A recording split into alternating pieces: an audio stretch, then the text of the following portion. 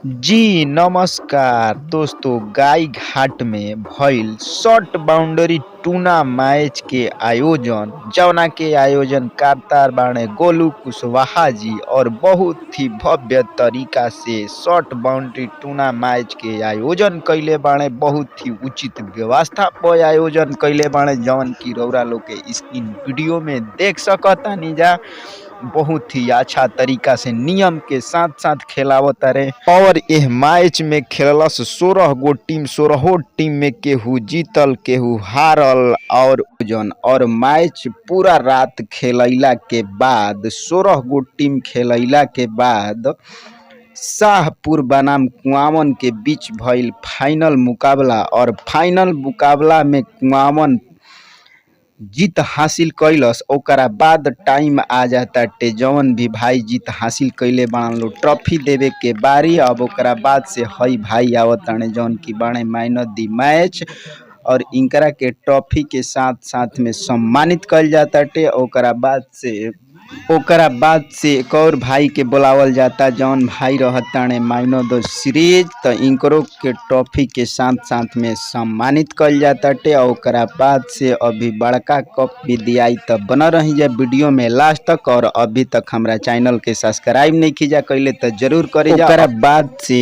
यहाँ के हमनी के कमेंट्री करे वाला बहुत दूर दूर तक जानी और बहुत ही अच्छा कमेंट्री करीला। बहुत लोगन के हंसाइला इंटरटेनमेंट करीला और ई जौन ट्रॉफी बा भाई बहुत बड़ लागत रहे। हम एकरा के थोड़ा जूम करके देखनी और बहुत ही प्यारा लागत रहे।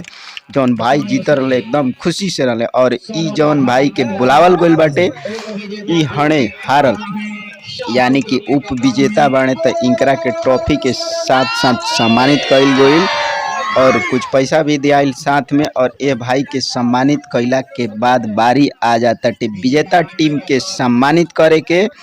तो अब दियाई विजेता टीम के ई बड़का कप और एक कप के साथ साथ ये भाई जौन पगड़ी वाला बाणे इहे बाणे कुआवन टीम के कैप्टन की और एक कप के हकदार। तो हमनी के बड़े भैया सुजीत सिंह जी के हाथ से इनकरा के मिली ट्रॉफी ई।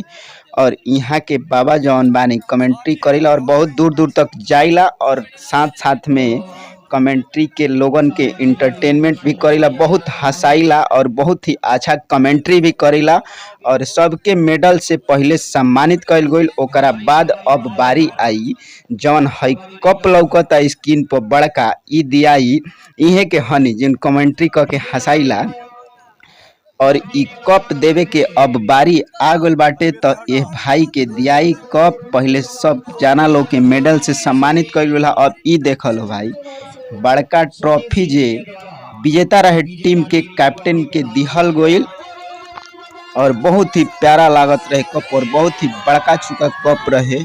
और एगो बाबा परमेश्वर नाथ के जयकार लगा के भाई कप ले लोग। ओकरा बाद भाई हम थोड़ा सा पीछे हटनी और पीछे हट के दिखावे के प्रयास कईनी काहे से कि पूरा रात मैच खेलला के बाद बहुत सारा पब्लिक भी जुटल रहे। काहे से कि सुबह हो गो रहे और पूरा रात जगला के बाद भी सुबह में भी बहुत सारा पब्लिक देखे खातिर जुटल रहे कि कौन टीम फाइनल में गोइल बिया। ओकरा बाद भाई कप लेके अइला के बाद अपन फोटो शूट करे लगलन लोग कप के साथ में।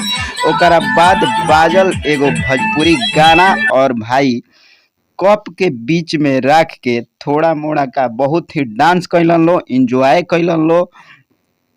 एगो भोजपुरी गाना बजा के ओकरा बाद से टॉफी के लेलन लो और लेला के बाद से सीधे अपना घर के तरफ के रास्ता दैलन लो। बाकी वीडियो कैसन लागल रौरा लोग के कमेंट बॉक्स में जरूर बताइम जा। जय हिंद।